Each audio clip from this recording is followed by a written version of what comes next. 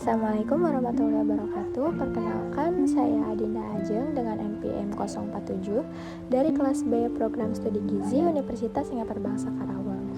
Pada presentasi ini memenuhi tugas mata kuliah dasar biokimia gizi. Pada kali ini saya akan membahas konsep sentral dogma. Dogma sentral biologi molekuler menjelaskan mengenai proses perubahan gen dari DNA menjadi RNA dan RNA menjadi protein. Dogma ini menjelaskan bagaimana proses pembacaan materi genetik menjadi protein yang berperan di setiap tahap metabolisme di dalam tubuh suatu organisme. Dogma sentral terdiri dari 3 tahap, yaitu tahap replikasi, transkripsi, dan tahap translasi.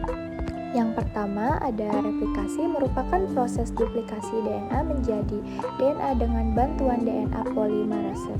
DNA memiliki struktur antiparalel, beberapa jenis protein dan enzim yang terlibat dalam replikasi DNA.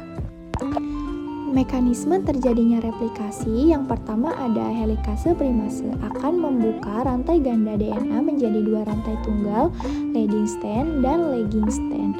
Namun DNA merupakan struktur yang stabil sehingga memiliki kecenderungan untuk kembali ke struktur rantai ganda. Yang kedua ada single strand. DNA binding protein berperan untuk mencegah kedua rantai tunggal yang telah terpisah kembali dan menyatu. Yang ketiga, ada DNA polimerase. Tidak dapat mulai bekerja bila tidak ada daerah RNA yang dikenalinya. Yang keempat, ada primer RNA ini akan dibuat oleh primase. Ketika primase telah memasang daerah primer yang dikenali DNA polimerase, maka DNA polimerase akan memulai sintesis DNA baru dengan arah 5 kurang dari 3.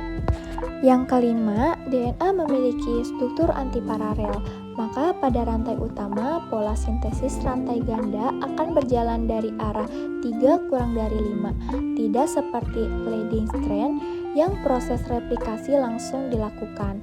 Pada lagging strand yang memiliki konformasi 5 kurang dari 3, DNA polimerase tidak dapat langsung bekerja karena akan menghasilkan struktur DNA yang paralel.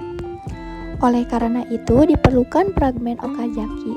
Fragmen ini akan diletakkan oleh primase pada jarak beberapa basa di depan sehingga replikasi dapat dilakukan dengan arah 5 kurang dari 3. Hal ini akan terus berulang sehingga replikasi DNA berjalan secara setahap demi setahap.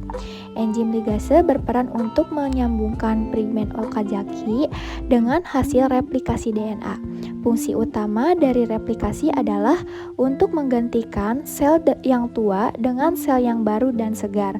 Selain itu, replikasi juga berperan dalam penurunan sifat dari orang tua ke anaknya.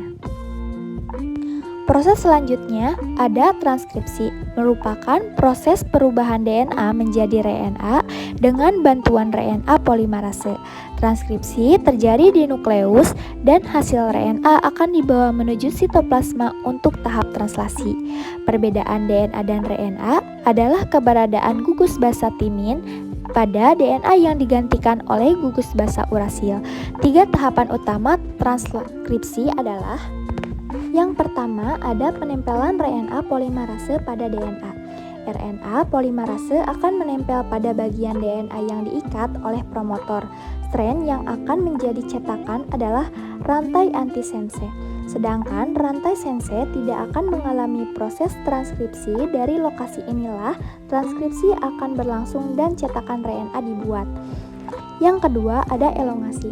Proses membutuhkan beberapa jenis faktor transkripsi. Pada proses ini akan terjadi pemanjangan hasil transkripsi DNA. Yang ketiga ada terminasi. Transkripsi akan berakhir bila RNA polimerase bertemu dengan terminator yang menyebabkan lepasnya RNA polimerase dari rantai antisense DNA. Proses yang terakhir adalah translasi, merupakan proses sintesis RNA menjadi protein dengan bantuan ribosom. Pada eukariot, proses ini terjadi di retikulum endoplasma, sedangkan pada prokariot, proses ini terjadi di sitoplasma. Tidak semua RNA dapat disintesis menjadi protein. Salah satu jenis RNA yang tidak dapat ditranslasi adalah mRNA. Demikian akhir dari presentasi saya. Semoga bermanfaat untuk kita semua dan mohon maaf jika ada kesalahan kata. Sekian dan terima kasih atas perhatiannya. Wassalamualaikum warahmatullahi wabarakatuh.